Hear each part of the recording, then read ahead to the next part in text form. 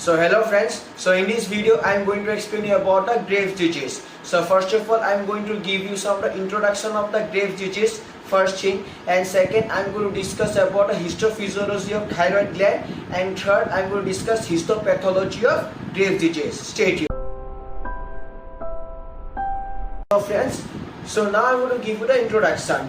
But before knowing the introduction about the Graves' disease, you should know that in the thyroid gland there are two types of cells. So here follicular cells and the parafollicular cells.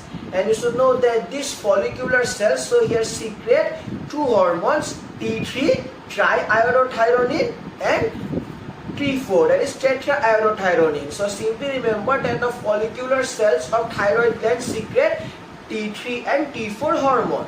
And also you should know that parafollicular cells are also present, and these parafollicular cells secrete the hormone calcitonin. Now, so these are the some of the basic points that you should know. So now I want to explain about the Graves' disease. So now you should know that this Graves' disease is an autoimmune disorder of the thyroid gland. First basic point. And the second, you should know that in this autoimmune disorder, that is the hyperplasia of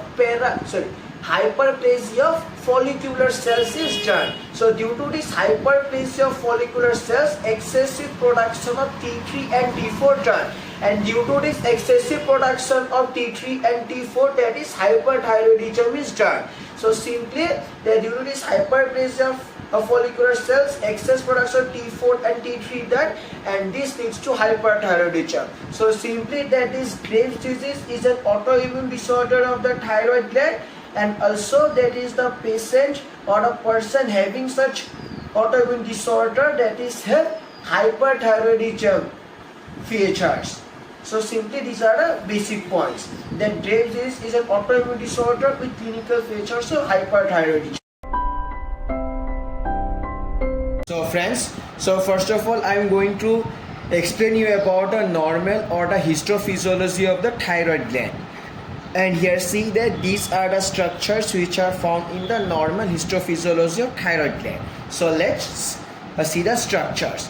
So here first of all you can see that there are some numerous, so here that is gland-like structures found in this normal structures, and these numerous gland-like structures are the follicles. So the first thing that you have noticed is that the numerous, or that is various numbers of follicles are present. So all these are the follicles. So the first thing that we have found is the follicle. Now next you can see that what are the cells lining the follicle.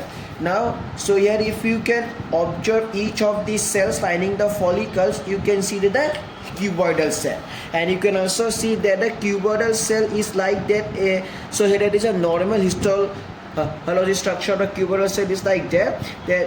This is a cuboidal cell, and here that is this is a cytoplasm, and this is the basement membrane, and the cell is in the cube shape as you can see, and also that is nucleus is present, and this nucleus is present exactly at the center. So this is the nucleus, and this is the whole cell, and this is the cytoplasm. So if you want to, so this is the cytoplasm,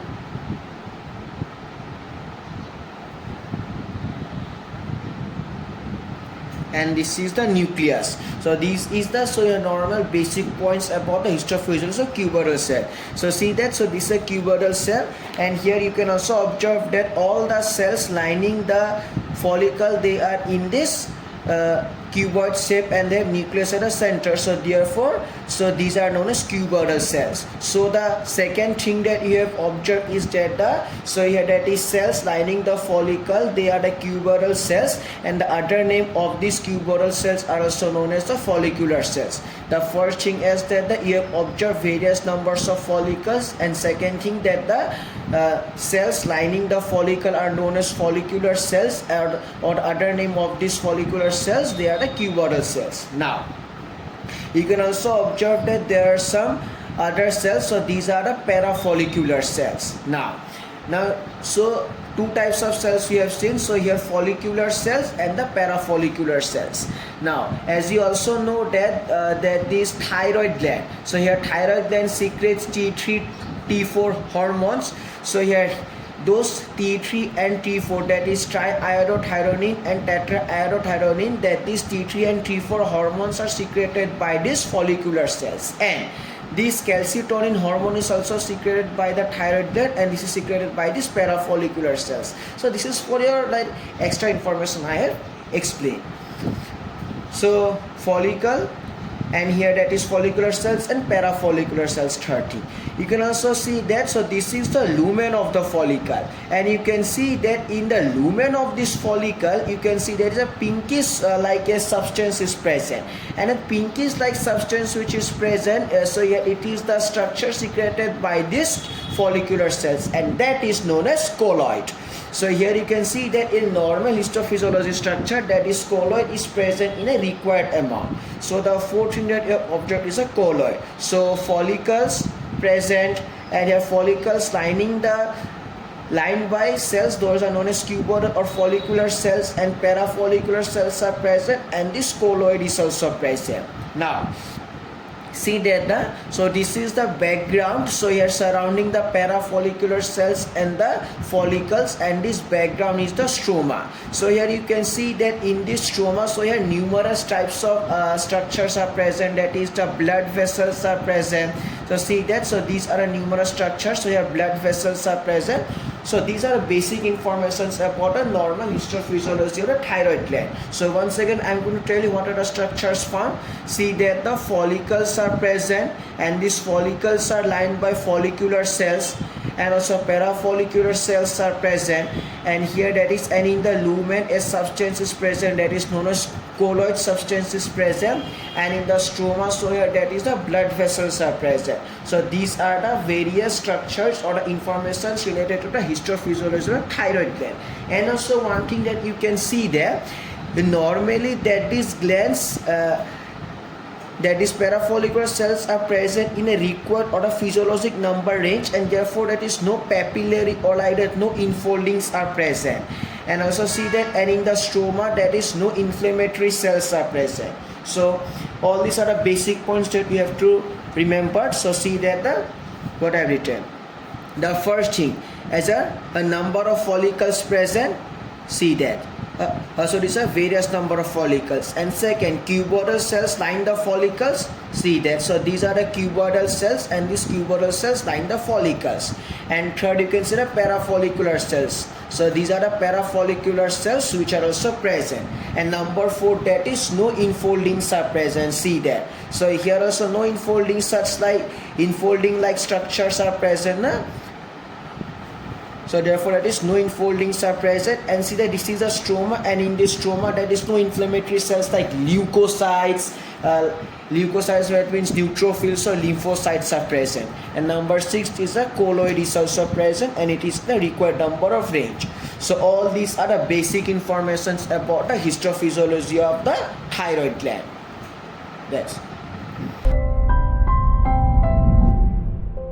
So friends, so now I am going to explain the histopathology of Graves' disease. So, and this histopathology of Graves' disease I am going to explain, that is by comparing with the histophysiology of the thyroid gland, because that this histopathology of Graves' disease is related to the abnormality in case of thyroid gland. So let's begin with the histopathology of Graves' disease.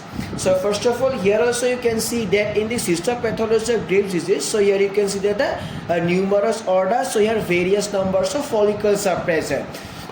So now here that is, and in case of normal histophysiology also see that the numerous follicles are present.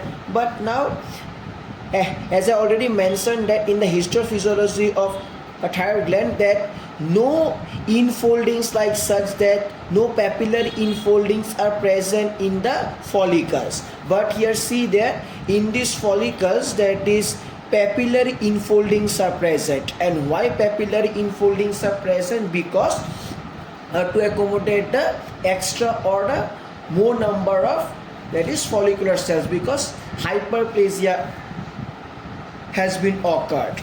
See, so here that is in case of normal situation the number of follicular cells is in the normal physiologic range, but in case of, so here Graves' disease, that this number of, so here that is follicular cells has increased. and since this number of follicular cells has increased, so therefore automatically the production of T3 and T4 also increases, because as I already mentioned, that is T3 and T4 produced by follicular cells.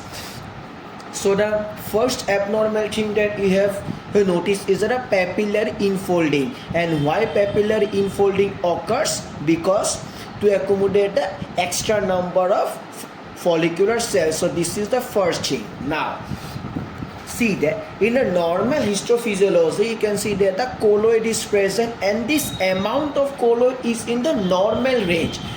It is not very high, not very too low. But see that in this case, that this colloid concentration has been reduced too much. Why? Because that is papillary infoldings which are there, that they protrude into the lumen. And since the lumen is reduced, and you already know that this colloid present in the lumen, if lumen space is reduced, automatically the concentration or the amount of colloid is also going to be reduced, so that the diminished colloid. So because of papillary infolding, that is diminished colloid is also found.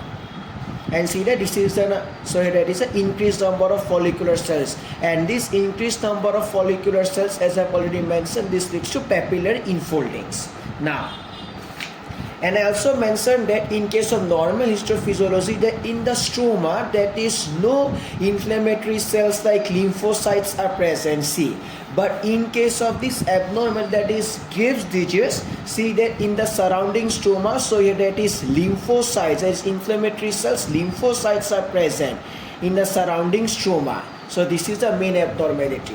So the first abnormality is that the papillary infoldings found. Why? Because of the increased number of follicular cells. This is the first. And due to this papillary infoldings, the space of lumen of thyroid gland is reduced. See that? So this is the lumen in this Graves' disease, and this is the lumen in the normal histophysiology. So the lumen is reduced, and also that is a diminished colloid is also found. And the third thing is that the lymphocytes are present, that is in the stroma. But in case of normal histophysiology, such lymphocytes are not found. So therefore all these microscopic features have written that the first thing is the increase in the number of follicular cells done, and this leads to formation of papillary infoldings first, and second, a colloid is markedly diminished and reduced, so therefore diminished colloid. And the third thing is the lymphocytes found in the stroma. See that. So these are the main points about the histopathology of the Graves' disease.